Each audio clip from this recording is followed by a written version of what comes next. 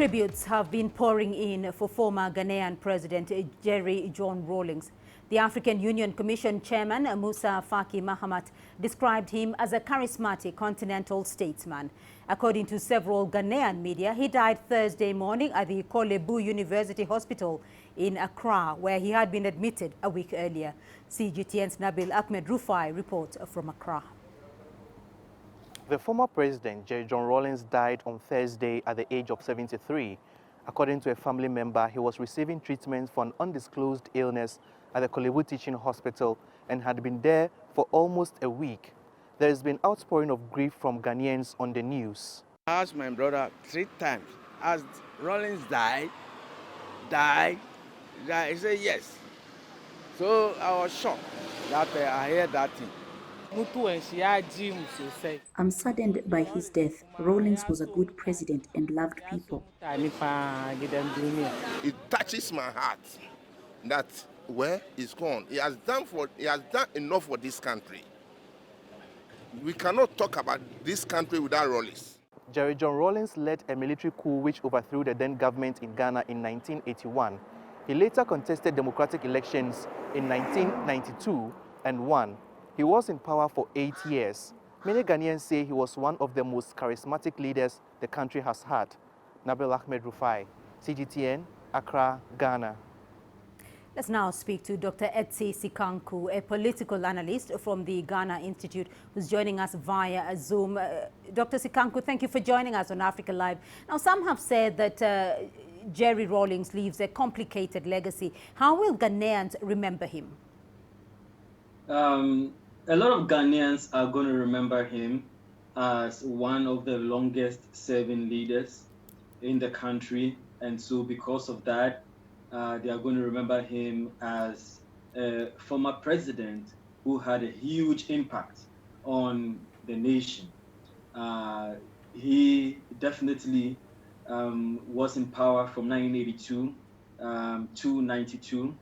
And then in 92, he won elections. So that's almost 20 years. And so he's the closest, he's the longest serving, not even Nkrumah was in power for that long. So his legacy, his ideas, and his ideologies definitely had an imprint on the lives of Ghanaians. And so because of that, some people definitely saw him as that charismatic leader. Other people probably also saw him as a bit controversial because of how long he's been in power. And when you have been in power for that long, definitely you are likely to have such strong reactions from people. But I think over time, especially after he left government, he transformed into a father figure. And to be honest, he was as close to the opposition party as anybody could be right before his death. There's so much video and pictures of him with the current president, and they do not even belong to the same political party. Yeah, so he assumed a sort of nationalistic figurehead or figure role in Ghana over time. So if you want to talk about Ghana politics or internally, I think that's really how he transformed over time. And he's the closest to anything we have of a father figure, a patron saint, or a sort of iconic figure, a nationalistic figure. He's the closest to anything that we have in that manner. Sometimes and he has been remembered quite fondly by the Ghanaian president as well, Nana Akufo-Addo, who said today in a statement that a great tree has fallen. He is also being remembered across the continent. So what was the impact of Jerry Rawlings on Ghana's politics in general? Ghana politics, his impact cannot be understated. Very, very huge.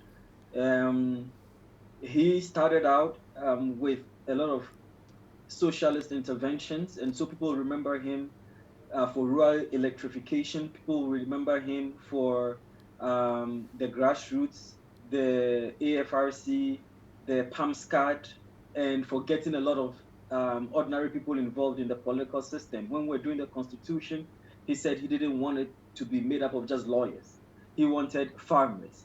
He wanted hairdressers. He wanted the ordinary people to be part of that particular process. And so he's a pro-poor president who really always wanted the downtrodden and the least in society to be taken up the ladder. So I think that's how people remember him. But then at the end of the day, he was also a military ruler, right? And so there were a lot of those excesses associated with military government that have become an enduring part of his legacy. But across, I mean, the widespread spectrum of Ghana, I think over time he transformed himself into a national figure, and I think that's how people are going to remember him up until the time he died. All right, Dr. Etse Sikanku joining us there with the latest on the iconic figure in Ghanaian politics, the late Dr. Jerry Rawlings.